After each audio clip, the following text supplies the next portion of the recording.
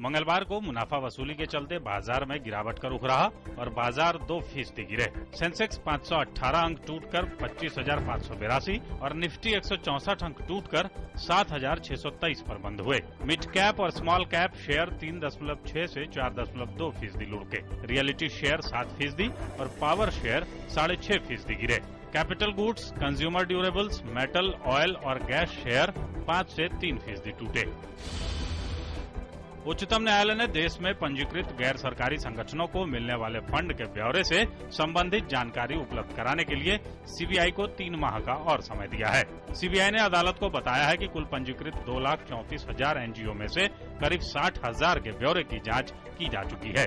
CBI के मुताबिक अधिकतर संगठनों के पास बैलेंस शीट और ऑडिट रिपोर्ट मौजूद नहीं है। सुप्रीम कोर्ट कोयला ब्लॉक आवंटन मामले में स्वतंत्र विशेष लोक अभियोजक नियुक्त करने पर विचार कर रहा है। इस बारे में अदालत ने सीबीआई और याचिकाकर्ता दोनों से उपयुक्त वकीलों के नाम सुझाने को कहा है। इस बीच अदालत ने सीबीआई निदेशक से कहा है कि वो इन मामलों में सीवीसी रिपोर्ट में की गई सिफारिशों के मुताबिक कार्रवाई करें, जिनमें प्रारंभिक जांच के बाद नियमित केस दर्ज करने को लेकर सीबीआई के अधिकारियों के बीच मतभेद है। केंद्र सरकार ने कहा है कि सभी वैध भारतीय नागरिकों को समयबद्ध तरीके से राष्ट्रीय पहचान कार्ड प्रदान किए जाएंगे। लोकसभा में एक प्रश्न के उत्तर में गृह मंत्री राजनाथ सिंह ने कहा कि सरकार ने वैध भारतीय नागरिकों की पहचान करने के लिए कदम उठाया है। गृह मंत्री ने कहा कि राष्ट्रीय जनसंख्या रजिस्टर समयबद्ध तरीके से तैयार किया जाएगा। सरकार ने मंगलवार को राज्यसभा में बताया कि स्विस सरकार ने वहां के बैंकों में खाता रखने वाले भारतीय नागरिकों के बारे में जानकारी के लिए किए गए कुछ अनुरोधों पर सकारात्मक प्रतिक्रिया दी है, लेकिन कुछ मामलों में वो अपने घरेलू कानूनों के तहत प्रतिबंधों का उल्लेख करते हुए जानकारी नहीं दे रही है। भारत ने मंगलवार को ओडिशा तट पर चांदीपुर परीक्षण केंद्र से 290 किलोमीटर तक की क्षमता वाले ब्रह्मोस सुपरसोनिक क्रूज मिसाइल का सफल परीक्षण किया। यह मिसाइल 300 किलोग्राम तक की युद्ध सामग्री ले जाने की क्षमता रखता है। सीबीआई अगस्ता वेस्टलैंड से 12 वीवीआईपी हेलीकॉप्टरों की खरीद सौदे में कथित रिश्वतखोरी के आरोपों पर खुफिया ब्यूरो के पूर्व निदेशक और आंध्र प्रदेश के राज्यपाल ESL नरसिम्हन से जल्द पूछताछ करेगी। सीबीआई सूत्रों ने बताया कि नरसिम्हन के साथ ही तत्कालीन राष्ट्रीय सुरक्षा सलाहकार MK नारायणन और तत्कालीन एसपीजी प्रमुख BV बांगचू से मार्च 2005 में हुई बैठकों में हिस्सा लिया था।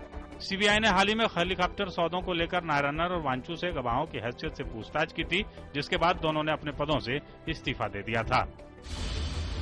मद्रास उच्च न्यायालय ने व्यवस्था दी है कि न्यायाधीश अपने फैसला सुनाने और इस पर हस्ताक्षर करने के बाद इसमें बदलाव करने के हकदार नहीं है और फैसले की विषय वस्तु के साथ जोड़ तोड़ अथवा बदलाव इसमें हेर फेर के समान होगा। न्यायमूर्ति V राम सुब्रमण्यम और न्यायमूर्ति VM बेलमोनी की खंडपीठ ने पूर्व द्रमुक मंत्री N सुरेश राजन की ओर से दाखिल याचिका पर यह व्यवस्था दी।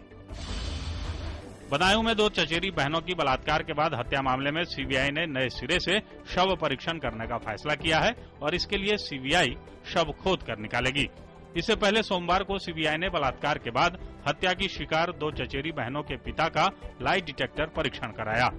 हालांकि पीड़ितों के परिजनों ने एजेंसी के इस कदम का विरोध किया।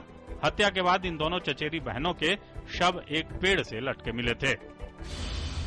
संयुक्त राष्ट्र संघ के एक ट्राइब्यूनल ने बंगाल की खाड़ी में स्थित विवादित करीब 25,000 वर्ग किलोमीटर का एक इलाका बांग्लादेश को देने का फैसला किया है। ये विवाद करीब 3 से भी ज्यादा दशकों से चला आ रहा था। भारत के विदेश मंत्रालय के प्रवक्ता सैयद अकबरुद्दीन ने कहा कि समुद्री सीमा के विवाद के सुलझ जाने से दोनों देशों के संबंध मजबूत होंगे। उत्तर प्रदेश के खाद्य एवं रसद मंत्री रघुराज प्रताप सिंह यानी राजा भैया की मुश्किलें बढ़ती जा रही हैं। एक अदालत ने प्रतापगढ़ जिले में डीसीपी जियाउल हक की हत्या के मामले में सीबीआई द्वारा मामले को बंद करने की रिपोर्ट को खारिज कर दिया है। सीबीआई ने अपनी रिपोर्ट में कहा था कि राजा भैया के खिलाफ कोई भी सबूत नहीं मिले हैं। राजा भैया पर 8 आपराधिक मामले दर्ज हैं, जिसमें हत्या की कोशिश, डकैती और लूट के मामले शामिल हैं।